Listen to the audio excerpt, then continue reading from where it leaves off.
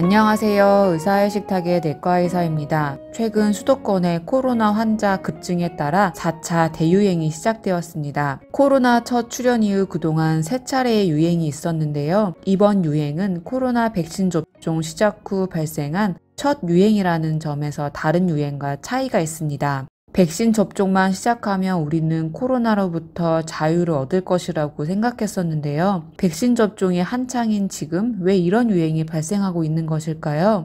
사실 국내에서는 백신 접종률이 10%에 불과하기 때문에 백신에 의한 면역 효과를 기대하기는 힘듭니다. 하지만 백신 접종이 상당히 많이 이루어지더라도 코로나의 감염은 지루하게 오래 지속될 가능성이 높습니다. 접종률 50%가 넘는 다른 나라들에서도 최근 코로나 감염자 수가 다시 증가하고 있는 걸 보면 말이죠. 영국의 경우 현재 전 국민의 절반 이상이 접종을 완료하였는데요. 접종 완료에 따라 확진자 수가 감소하던 중 최근 다시 감염자 수의 증가가 보이고 있습니다. 코로나 변이 바이러스 때문인데요. 바이러스는 살아남기 위해 조금씩 자신의 모양을 변형시킵니다. 코로나 바이러스의 첫 출현 이후 수천 가지의 변이 바이러스가 있었습니다. 그중 몇몇은 그 수를 증가시켜 세력을 뻗쳐나가고 있습니다. 현재 많이 회자되고 있는 코로나 변이 바이러스 4종은 알파, 베타, 감마, 델타형입니다. 검출된 순서대로 그리스 알파벳을 따른 것입니다. 각 변이마다 조금씩 특징이 다른데요. 일부는 전염성이 증가하고 독성이 늘고 이로 인해 백신의 효과가 감소하는 등의 특징들이 있습니다. 가장 먼저 영국에서 발견된 알파 변이의 경우 초기 유행하던 코로나 바이러스보다 감염성, 치사율이 높다고 알려져 있지만 다행히 백신에는 잘 듣는 편이었습니다. 브라질에서 발견된 감마 변이종의 경우에는 기존에 비해 감염성, 치사율 또한 높으며 기존 백신에는 잘 듣지 않는다고 알려져 있습니다. 현재 전 세계로 휩쓸고 있는 델타 바이러스는 인도에서 발견된 변이종인데요. 미국, 이스라엘, 영국과 같이 백신 접종률이 높은 국가에서 델타 변이가 증가하고 있습니다. 현재 국내에서는 알파 변이가 우세하지만 머지않아 델타 변이가 우세종이 될 가능성이 높습니다.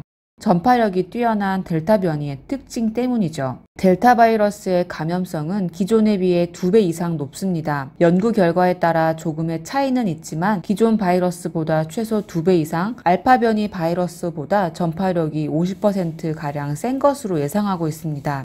치사율은 현재 연구 중이지만 다른 변이종에 비해 낮을 것으로 추측하고 있습니다. 현재 델타 변이가 유행 중인 영국의 경우에는 과거에는 확진자 수가 증가하면 사망자 수도 따라서 증가하는 양상이었습니다. 하지만 현재 영국에서의 사망률은 과거와는 조금 다른 패턴인데요. 확진자 수가 증가함에도 사망자 수는 미미합니다. 과거에 비해 치료 노하우가 쌓였기 때문이기도 하지만 이는 간접적으로 델타 변이의 치사율이 떨어진다는 것을 의미합니다. 물론 사망률은 확진자 발생 후 시간이 어느 정도 지나야 명확해진다는 점에서 좀 더 시간을 두고 지켜봐야 합니다. 이렇듯 코로나 바이러스는 자신을 끊임없이 변화시켜 빨리 퍼지는 방식으로 자신의 생존을 연장하고 있습니다. 최근에는 델타 변이 바이러스의 돌연 변이 버전인 델타 플러스 변이, 엡실론, 에타, 카파, 람다 변이까지 출현하고 있습니다. 코로나 바이러스의 변이는 어디까지 진화할까요? 설마 이렇게 많은 그리스 알파벳 문자를 다 채우는 건 아니겠지요?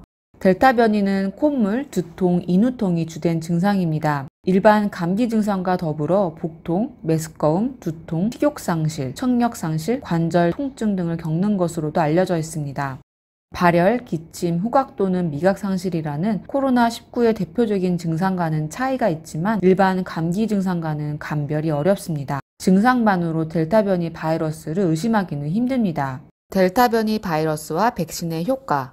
힘들게 맞은 백신인데 변이 바이러스의 효과가 없다면 속상하시겠죠? 결론부터 말하자면 현재 접종 중인 백신으로 델타 바이러스를 방어할 수 있습니다. 하지만 효과는 약간 떨어지는 것으로 알려져 있습니다. 화이자의 경우 초기 유행했던 바이러스의 경우에는 91%의 예방 효과를 보였지만 델타형 변이에서는 그보다 조금 감소한 88%의 예방 효과를 보입니다. 백신별로 예방 효과에 차이가 존재합니다. 델타 변이에서 화이자는 88%의 예방 효과를 가지지만 아스트라제네카의 경우에는 60%에도 미치지 못하는 방어 효과를 가지고 있습니다. 모더나 백신은 화이자와 동일한 mRNA 백신이어서 화이자와 효과가 비슷할 것으로 예상하고, 얀센 백신은 아직까지 델타 변이에 대한 예방 효과가 확인되지는 않았습니다. 백신의 한 번 접종으로는 변이 예방 효과가 많이 떨어집니다. 2번 접종해야 하는 화이자 아스트라제네카의 경우 델타 변이 바이러스에서 1회, 즉 한 번의 접종으로 얻을 수 있는 예방 효과는 33%에 불과합니다. 2번의 예방접종을 마쳐야지 우리가 원하는 수준의 예방 효과를 얻을 수 있습니다. 모든 백신은 델타 변이의 병원 입원율, 치사율을 낮춥니다. 영국의 보고에 따르면 화이자 2차 접종으로 인한 입원 예방 효과가 96%, 아스트라제네카의 경우에는 92%까지 낮추었다고 하였습니다. 영국, 러시아 모두 최근 코로나 환자 수가 급증하고 있는 나라들인데요. 변이 바이러스 대부분이 델타 변이입니다. 하지만 사망자 수에 있어서는 차이가 있습니다. 백신 접종률이 50%가 넘는 영국과 13%에 불과한 러시아 사이의 사망자 수의 양상은 많이 다릅니다. 다른 요인들도 있겠지만 이는 백신 접종이 사망률 및 치명률을 낮추었다는 것을 시사합니다. 백신의 추가 접종이 필요할 수 있습니다. 전 국민의 58%가 화이자로 접종 완료한 이스라엘에서는 최근 코로나 감염이 다시 증가하고 있습니다. 새로 확인되는 신규 확진자 중 절반이 백신 접종을 완료한 사람들인데요. 델타 변이 바이러스에 대해서 백신의 효과가 떨어지기 때문으로 생각하고 있습니다. 기존 임상시험에서 화이자는 95%에 가까운 예방 효과를 보였지만 델타 변이 바이러스에서는 이보다 30%가 감소한 64%에 그친 것으로 생각하고 있습니다. 이는 예방접종 완료 후 시간이 지남에 따라 백신의 예방 효과가 감소했기 때문으로 추측하고 있습니다. 이에 따라 백신의 추가 접종의 필요성이 제기되고 있고, 최근 이스라엘에서는 백신의 추가 접종을 계획하고 있습니다. 우리는 변이 바이러스에 대항하기 위해 무엇을 해야 할까요? 바이러스 변이에 따라 우리가 해야 할 일은 이전과 다르지 않습니다. 그동안 해왔던 방역 조치를 계속하면 됩니다. 마스크 착용, 손 씻기 등의 위생, 1m 이상의 거리 두기는 여전히 유효한 예방 방법입니다. 최근 국내에서 발생한 감염자의 감염 경로는 여전히 확진자를 통한 접촉이 가장 위험한 것으로 확인되었습니다. 현재 접종 중인 코로나 백신은 변이 바이러스 예방에도 효과가 있습니다. 백신별로 효과가 다르지만 모든 백신에서 병원의 입원율, 사망률 등의 치명률을 낮추기 때문에 백신의 예방접종이 꼭 필요합니다. 오늘 내용이 도움이 되셨다면 좋아요와 구독 버튼은 제게 큰 힘이 됩니다. 오늘도 건강한 하루 보내세요. 시청해주셔서 감사합니다.